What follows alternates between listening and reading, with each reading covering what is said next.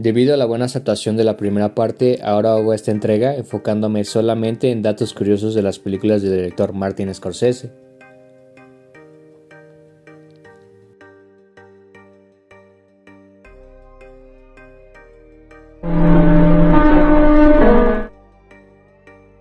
El personaje de Travis Bickle está basado en Arthur Bremer, quien trató de asesinar al candidato estadounidense George Wallace el 15 de mayo de 1972. El atentado dejó a Wallace paralizado de la cintura para abajo. Bremer fue sentenciado a 63 años de prisión en la institución correccional de Maryland, aunque solo cumplió 35 años después de apelar la sentencia 2 veces. Fue liberado el 9 de noviembre del 2007 bajo libertad condicional. Además, el personaje principal de la película inspiró a John Hinckley Jr., quien el 30 de marzo de 1981 le disparó al presidente Ronald Reagan. Reagan sobrevivió al atentado contra su vida a pesar de que la bala perforó uno de sus pulmones. Hinckley mencionó que la única razón por la cual le disparó a Reagan fue para impresionar a la actriz Jodie Foster, quien participó en la película de Taxi Driver. Después de cumplir una condena en un hospital psiquiátrico, John Hinckley fue liberado en el año 2016. Se le tiene prohibido todo contacto con cualquiera de sus víctimas o sus descendientes y con Jodie Foster y su familia. Aprovechó el tiempo de prisión para dedicarse a la música.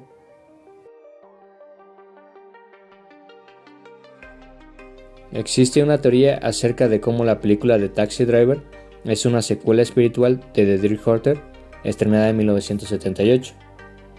Pues en esta película Robert De Niro interpreta a un obrero llamado Michael, cuya vida cambia radicalmente luego de alistarse para servir en Vietnam.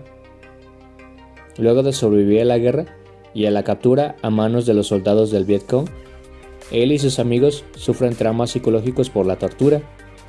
Al parecer, el personaje de De Niro decide comenzar una nueva vida en Nueva York después del final del filme, aunque las únicas cosas que tienen en común es que ambos personajes sirvieron en Vietnam y los dos están trastornados.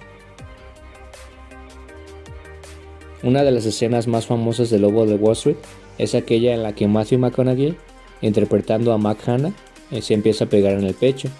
Después de darle consejos a Jordan sobre cómo liberar el estrés, el actor improvisó, asegurando que hace esta rutina antes de comenzar a filmar.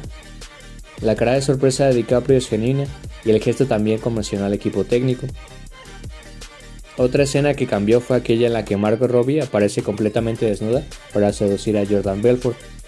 Scorsese le ofreció a la actriz aparecer con una bata puesta, pero ella misma decidió hacer el desnudo. Por cierto que Robbie confesó que se tomó 3 shots de tequila para calmar su nerviosismo antes de comenzar a filmar.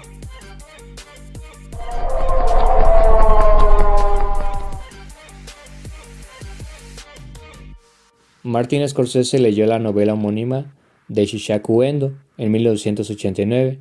Al poco tiempo tuvo los derechos de la obra, pero por problemas con el financiamiento no pudo realizar la película hasta mediados de los años 2010. Siguió aplazando la filmación para enfocarse en otros proyectos, aprovechando este tiempo también para reescribir el libreto junto con el guionista Jay Cooks. Silencio finalmente se estrenó en el 2016, luego de una producción que tomó lugar en países como Taiwán, México y los Estados Unidos. Esto sucedió 27 años después de que el cineasta adquiriera los derechos. La película de Los Infiltrados, o The Departed, es en realidad una adaptación de un thriller policíaco de Hong Kong, estrenada en el año 2002. Dicha película tuvo un gran éxito entre el público, y se decidieron hacer 2 secuelas. Posteriormente, Warner Bros. Adquirió los derechos para la versión hollywoodense, estelarizada por Matt Damon y por Leonardo DiCaprio. Esta adaptación le valió a Scorsese el único Oscar a Mejor Dirección en toda su carrera.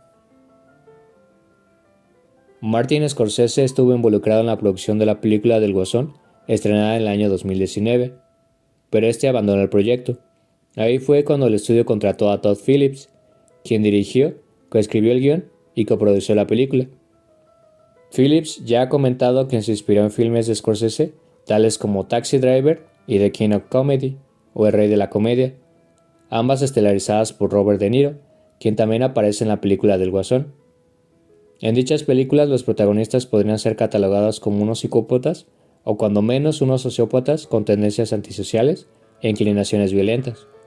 Los personajes llegan a su límite y hacen algo impactante durante el clímax de sus respectivas películas.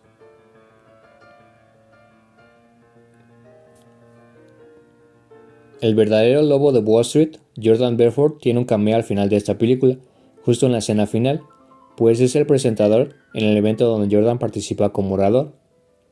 Después de salir de la cárcel, Jordan se dedicó a reconstruir su carrera como vendedor y aprovechó el gran impacto que tienen las redes sociales en la actualidad. Actualmente tiene un podcast y un canal de YouTube. Además, aprovecha la fama que le dio la película para promocionar su marca.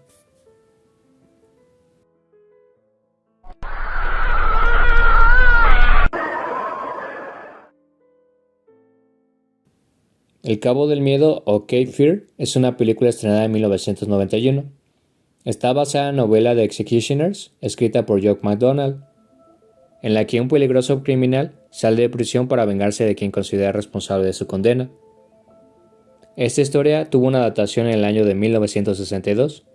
Dicho filme generó mucha polémica por la censura de la época.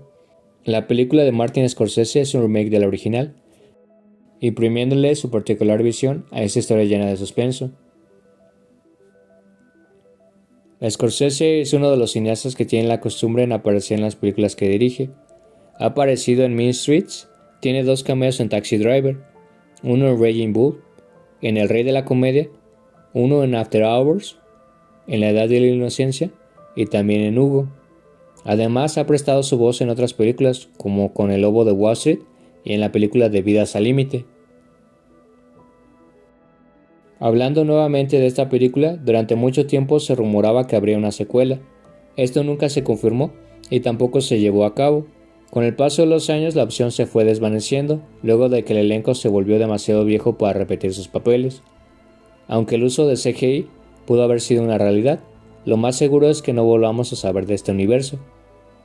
Personalmente creo que la historia fue muy bien relatada en un solo filme y resulta autoconclusiva. Aunque muchos mencionan que al final de la película representa el volver al inicio, pues se teoriza que Travis está atrapado en este bucle interminable de violencia y soledad. Hace poco se anunció que la historia de pandillas de Nueva York sería adaptada en formato de serie de televisión. De acuerdo con rumores, incluirá personajes que no vimos en la película. Martin ya mencionó que está trabajando en el proyecto y planea dirigir algunos capítulos. La historia adapta la novela homónima de Herbert Asbury, ambientada en Nueva York de a mediados del siglo XIX, cuando 2 pandillas rivales se enfrentan entre sí. Scorsese ya mencionó que una película de 2 horas se le hace insuficiente para contar toda la historia. Y bueno, esto es todo por hoy. De mi parte sería todo. Hasta luego.